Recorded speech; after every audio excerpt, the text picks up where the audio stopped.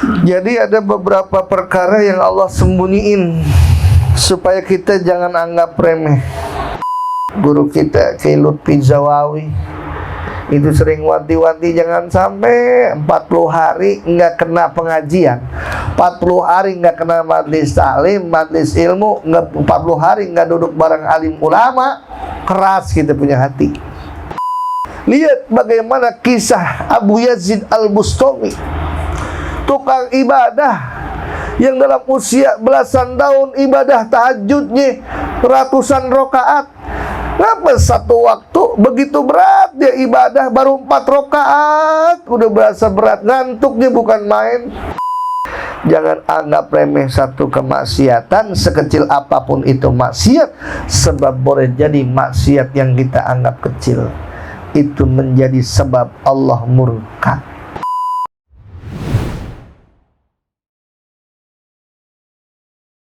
Walhamdulillahi Rabbil Alamin.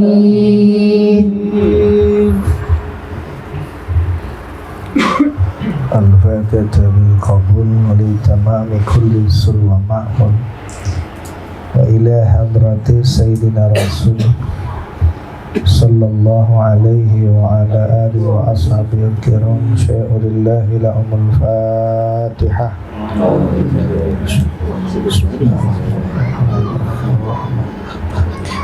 Iyyaka na'budu wa iyyaka nasta'in ihdinas mustaqim shiratal ladzina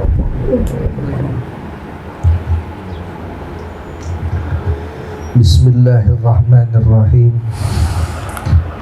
Alhamdulillahi Rabbil Alamin.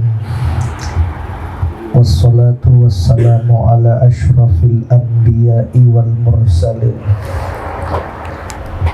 Sayyidina wa habibina wa syafi'ina wa maulana Muhammadin Allahumma salli wa sallim wa ala alihi wa sahbihi ajma'in, amma ba'du. Wa bil fathi ya fatah ajr takarrum mana, wa bil ilmi nawwir ya alim uqulana. Rabbi shrah li sadri wa yassir li amri wahlul 'uqdatam min lisani yafqahu qawli. Allahumma ij'alni khairan mimma yadhunnun wa la tu'akhidni mimma yaqulun waghfir li ma la ya'lamun.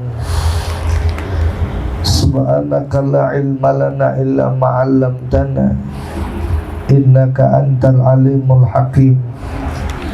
Wala haula wala quwwata illa billahil aliyyil azim.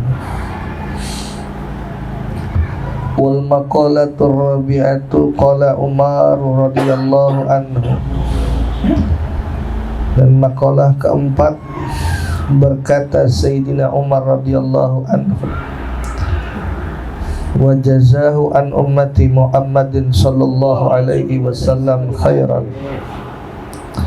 Semoga Allah ridha kepada beliau dan semoga Allah membalas kebaikan Sayyidina Umar dari umat Nabi Muhammad sallallahu alaihi wasallam dengan kebaikan yang sesungguhnya. Apa kata Sayyidina Umar? Innallaha ta'ala katama sittatan. Sesungguhnya Allah Ta'ala menyembunyikan 6 perkara. Minal qisali, daripada tingkah laku, fi sittatin, di dalam 6, di dalam 6 macam. Minal asya'i, daripada beberapa perkara. Yang pertama, kata maridho fi ta'atin.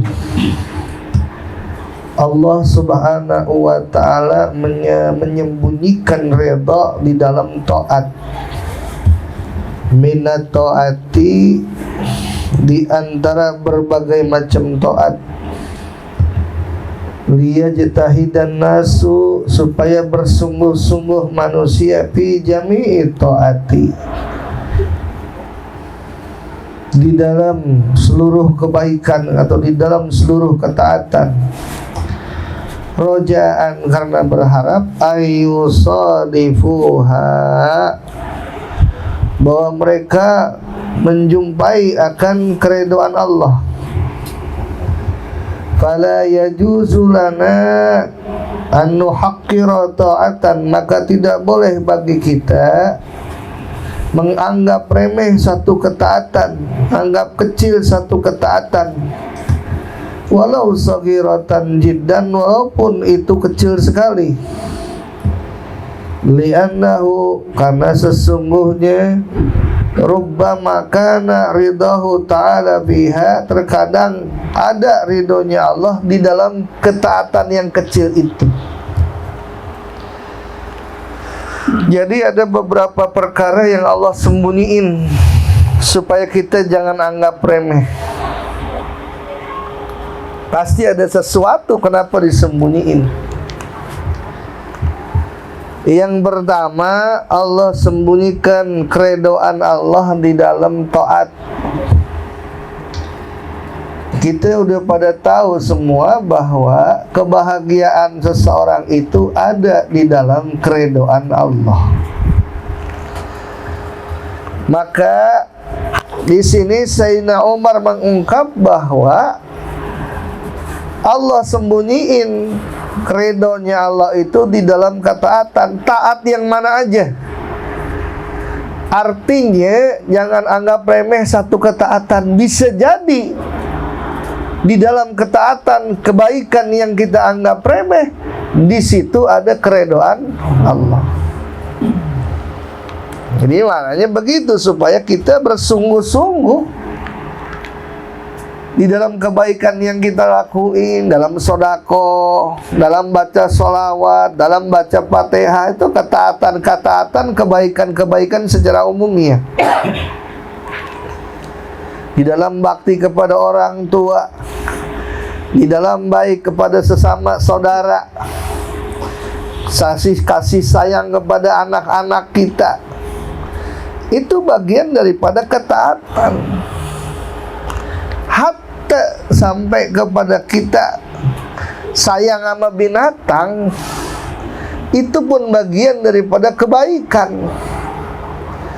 Kita lihat bagaimana sejarah sudah mencatat di dalam kitab Riyadhus Shalihin, diceritakan ada seorang pelacur PSK pulang lacur, lihat ada seekor anjing yang hampir mati gara-gara kehausan. Sayang sama itu anjing, dicopot sepatunya, diambil air dari sumur dengan sepatunya itu, diberikan kepada anjing. Allah lihat, Allah nggak ngantuk, Allah nggak tidur, Allah balas kebaikan daripada itu pelacur dengan hidayah dan taufik. Dia tersadar saat itu, Allah catatkan ini pelacur min ahlil jannah, termasuk penghuni surga. Gara-gara apa? Ngasih minum anjing. Ngasih minum anjing aja bikin jadi sebab wasilah seorang pelacur masuk ke surga. Gimana ngasih minum orang? Coba bayangin. Maka pantas ar-rahimuna yar'amu umur rahman, kata Nabi. Orang yang penyayang itu bakal disayang oleh zat yang maha penyayang. Ternyata cakupannya luas banget gitu. Ngasih minum ketaatan ke anjing. Gimana ngasih kopi ke saudara kita? Iya. Kalau ada yang nyeduhin kopi, nyeduhin susu, orangnya beriman lagi yang diseduhin, orangnya tukang ngaji lagi yang diseduhin. Ini belum ada susu ini kayaknya. Iya. Logikanya begitu. Kalau anjing aja dikasih minum jadi wasilah itu pelacur, diampunin dosa-dosanya, dikasih hidayah dan taufik jadi ahlul jannah. Gimana kalau orang?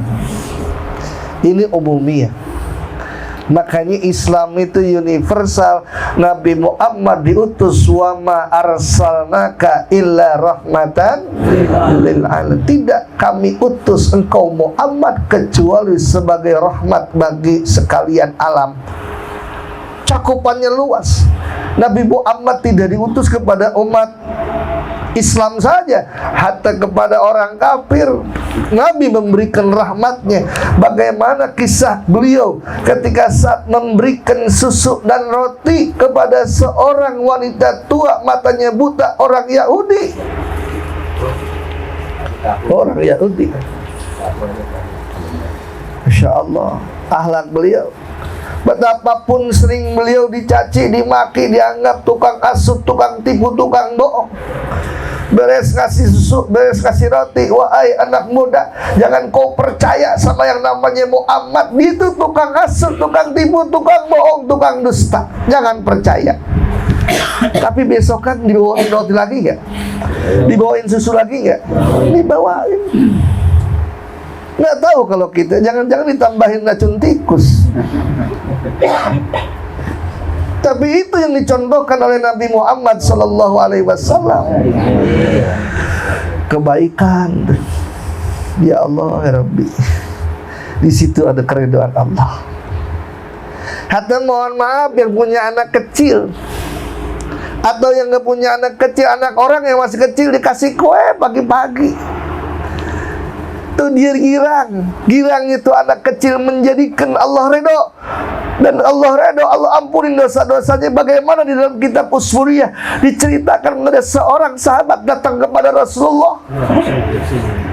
Ada apa engkau datang kemari? Saya pengen ngadu, saya punya dosa. Dosa apa? Saya malu ngucapinnya. Pergi dari sini. Ente berani bikin dosa ke Allah? Ente berani? Ente tapi takut itu dosa ketahuan nama aneh. Ente takut ke aneh tapi nggak takut kepada Allah. Pergi itu sahabat. Nggak lama kemudian malaikat Jibril turun. Wahai Muhammad, kenapa engkau suruh pergi orang yang pengen bertobat dengan atas dosa-dosanya? Iya, lebih takut kepadaku daripada kepada Allah. Kenapa harus kau suruh pergi? Padahal dia punya amalan yang dengan amalan itu Allah ampunin dosa-dosanya. Amalan apa? Tiap pagi dia punya anak masih kecil, dikasih makanan yang enak, dikasih duit, apapun yang bikin doa anak girang, dia kasih. Dengan sebab itu Allah ampunin dosa-dosanya. Ya? Masya Allah. Makanya Allah reda, Allah ampunin dosa-dosanya. Ini maksudnya apa ini ngasih susu? Susu ya. Tapi bukan maksud buat nyogok saya kan? Aduh ya Allah, punya jamaah baperan begini. Iya, kayaknya ini pengen langsung ngamalin kayak ini. Iya. Jangan anggap remeh segelas susu. Bisa jadi dari sebab segelas susu ini Allah ampunkan dosa-dosa.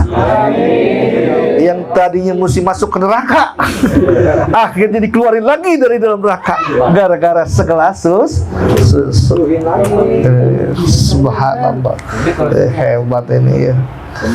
Ingat dari sahabat punya ilmu satu langsung diamalin. Iya, kalau kita kan banyak ilmu belum tentu semuanya diamalin. Ini dia langsung diamalin ya. Mudah-mudahan termasuk fattaqullaha wa yu'allimukumullah. Bertakwalah kamu kepada Allah, nanti Allah akan ajarkan ilmu yang belum kau ketahui. Ini tambah-tambah ilmu, tambah-tambah keberkahan. Jadi buat diri kita, di mana ada kesempatan kita untuk berbuat kebaikan, ambil. Kayak gitu. Ada beling di jalan, ambil, simpen di tempat yang aman. Saya ingat ucapan almarhum Kiai Haji Maimun Zubir. Kalau engkau lihat ada semut jatuh ke ember, ambil itu semut, simpan di tempat yang kering. Sebab boleh jadi dengan amalan itu Allah selamatkan engkau dari dalam api neraka. Kalau ada kau lagi jalan, kau lihat ada batu yang menghalangi jalan, atau yang kalau sekiranya orang lewat bisa kesandung itu batu, ambil itu batu, simpan di tempat yang aman. Sebab boleh jadi dengan amalan itu Allah akan bikin mudah perjalanan hidupmu sampai ke surganya Allah Subhanahu wa ta'ala. Yang ketiga, kalau ada anak ayam terpisah dari induknya, ambil anak ayam itu, satukan dengan induknya. Kenapa? Boleh jadi amalan itu yang akan menjadi sebab engkau berkumpul dengan keluargamu nanti di surga. Amin, amin ya rabbal alamin. Itu. Jadi jangan anggap remeh satu kebaikan, sebab boleh jadi kebaikan yang kita anggap remeh menjadi wasilah turunnya ridha dari Allah Subhanahu wa ta'ala. Satu. Yang kedua, wa katamal ghadaba fi maksiatin, dan Allah menyembunyikan murkanya Allah di dalam maksiat, minal ma'asi, daripada maksiat, liyajtanibahan nasu, supaya manusia menjauhi itu maksiat, khasyatal wuqu'i fihi, karena takut terjatuh di dalam itu maksiat. Fala yajuzu, maka tidaklah boleh li syakhsin, bagi seseorang, ayu akhira maksiatan, bahwa ia meremehkan maksiat, wa indaqat jiddan, walaupun kecil sekali maksiat itu. Li'annahu, karena sesungguhnya, la ya'lamu, ia tidak tahu, annahu qad yakunu fiha ghadabuhu ta'ala, sesungguhnya terkadang ada di dalam maksiat itu murkanya Allah Subhanahu wa ta'ala. Kalau Allah udah murka, Allah nggak peduli seberapa banyak ente punya kebaikan. Kalau Allah udah murka, jangan dianggap remeh. Ingat dulu pada kisah Barsisa, hanya gara-gara nganggap remeh minum, nah cuma sesloki doang mah, nggak apa-apa dah. Akhirnya dia minum out of control, keluar dari kontrol dia. Dia lihat tukang jual minuman, padahal udah tua, kelihatan masih muda, diperkosa. Habis diperkosa diapain? Dibunuh. Masya Allah. Gara-gara apa tuh? Gara-gara nganggap remeh dosa, nganggap remeh minuman keras. Maka wanti-wanti buat kita ya, baik dalam ucapan, dalam tindakan, dalam makanan, dalam minuman, wanti-wanti. Lihat bagaimana kisah Abu Yazid Al-Bustami, tukang ibadah yang dalam usia belasan tahun ibadah tahajudnya ratusan rakaat. Kenapa satu waktu begitu berat dia ibadah, baru 4 rakaat udah berasa berat, ngantuknya bukan main. Ia bertanya kepada ibunya, "Umi, adakah kiranya yang aku makan itu barang yang haram? Atau yang aku minum minuman yang haram? Atau yang aku pakai itu sesuatu yang haram?" Sang ibu berpikir, perasaan makanan halal, minuman halal, pakaian halal. Cuma agak terdiam sebentar nih sang ibu. Dia ingat, oh, baju yang kau pakai sekarang ini kemarin ibu cuci. Ibu cuci di kali, kehabisan sabun, ibu colek sabun teman ibu tanpa minta izin terlebih dahulu. Oh, pantas. Tuh bayangin. Nyolek sabun doang, kagak ngomong-ngomong.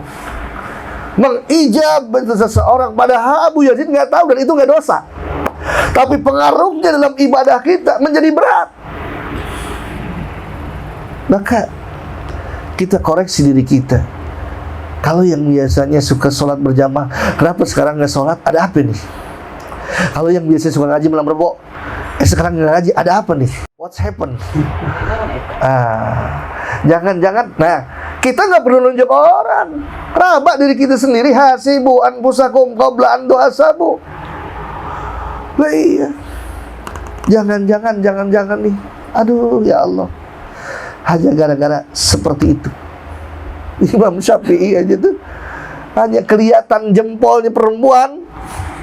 Bayangin.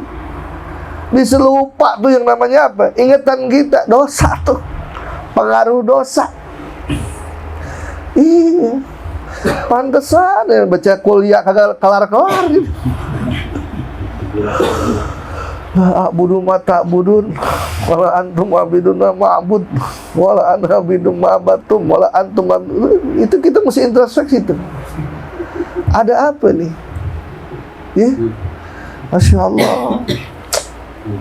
Ngeri. Baca ra'aital ladzi yukadzibu biddin fadzarikal ladzi yad'ul yatim wala yahuddu ala tu'amil miskin fawailul lil musallin alladzina an'amta alaihim. Oh jadi begini. Ada apa nih? Itu pengaruh dosa begitu tuh. Pengaruh dosa. Dia kayak wanti-wanti. Jangan anggap remeh satu kemaksiatan, sekecil apapun itu maksiat, sebab boleh jadi maksiat yang kita anggap kecil itu menjadi sebab Allah murka. Kalau Allah murka, tuh rahmat gak turun, yang ada laknat. Kalau laknat ada di dalam diri kita, berat ibadah kita. Ya. Makanya yang hadir di sini, kenapa bisa pada hadir? Sebab di dalam hatinya ada rahmat dari Allah Subhanahu wa taala.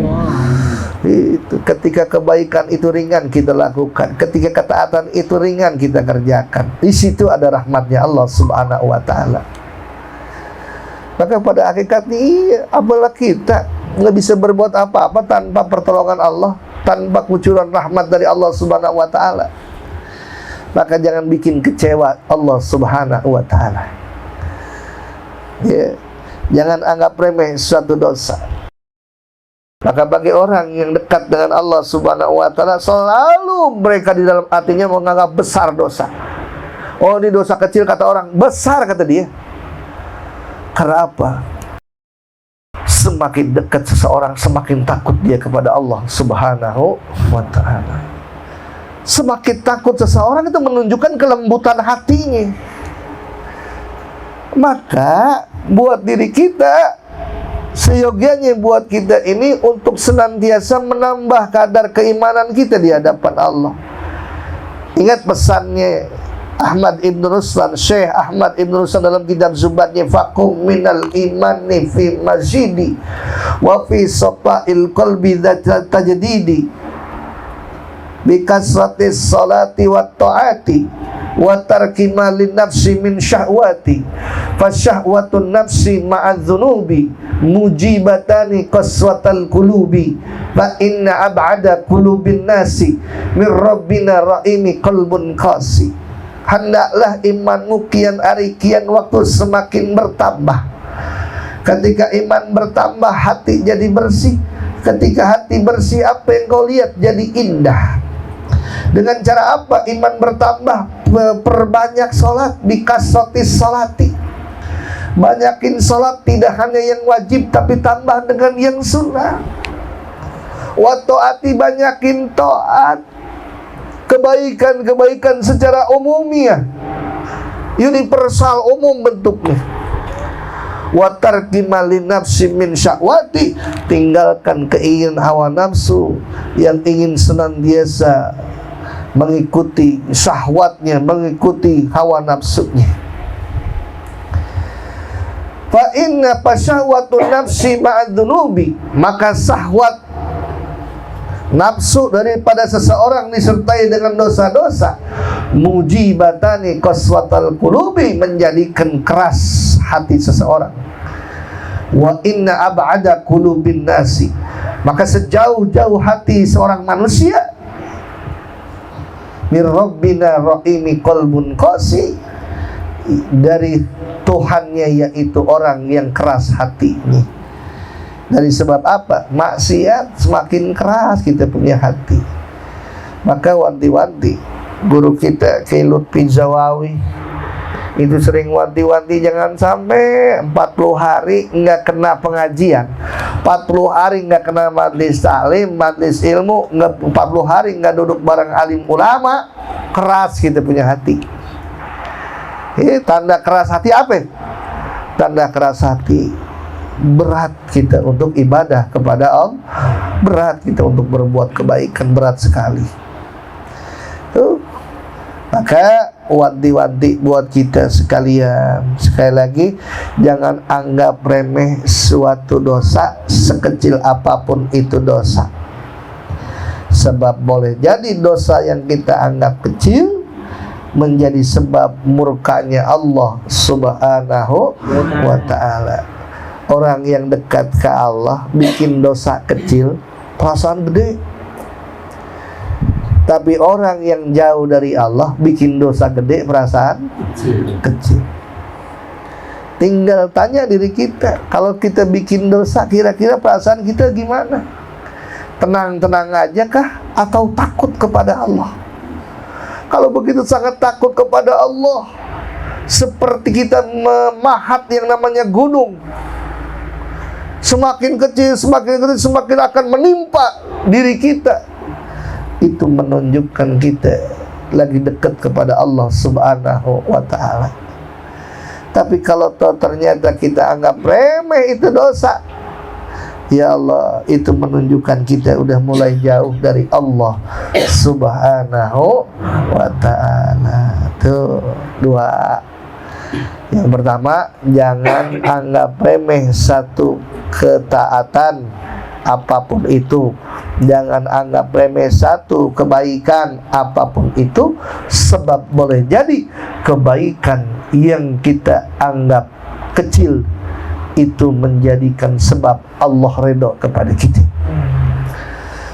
Yang kedua, Allah sembunyikan yang namanya murkanya Allah, marahnya Allah di dalam kemaksiatan. Maka jangan anggap remeh maksiat, sekecil apapun itu maksiat, sekecil apapun itu dosa. Sebab boleh jadi dosa yang kita anggap kecil, di situ ada murkanya Allah Subhanahu wa ta'ala. Maka kita bermohon kepada Allah, Allahumma inna nas'aluka ridhoka wal jannah wa na'udzubika min sakhatika wan nar.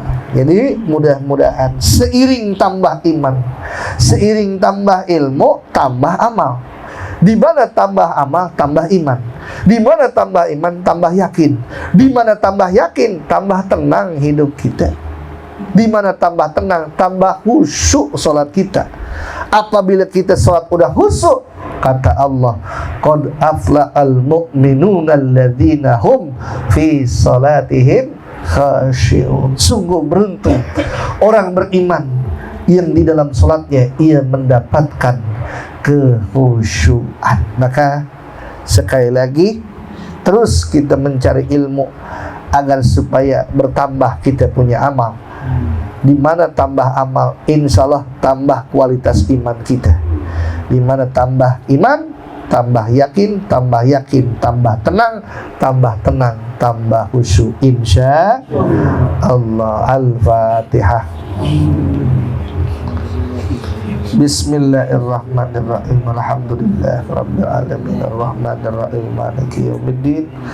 Iyyaka na'budu wa iyyaka nasta'in ihdinas siratal mustaqim siratal ladzina an'amta 'alaihim ghairil maghdubi 'alaihim waladdallin. Rabbighfir lana wa liwalidayna. Pak Ade Tomo ada?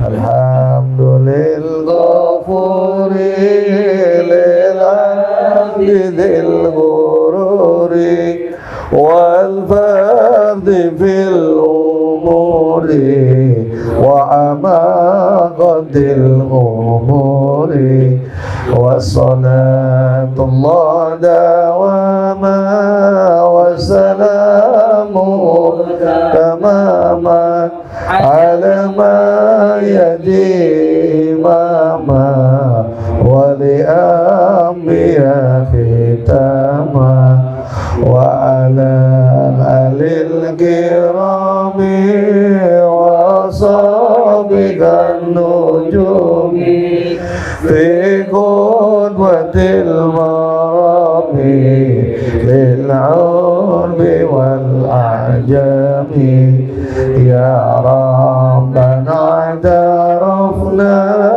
بأننا اعترفنا وإننا أشرفنا وعلى نظر أشرفنا فتب علينا توبة تغسل كل حوبة واستر لنا العورات وآمن الروعات واغفر لوالدينا ربي ومولودينا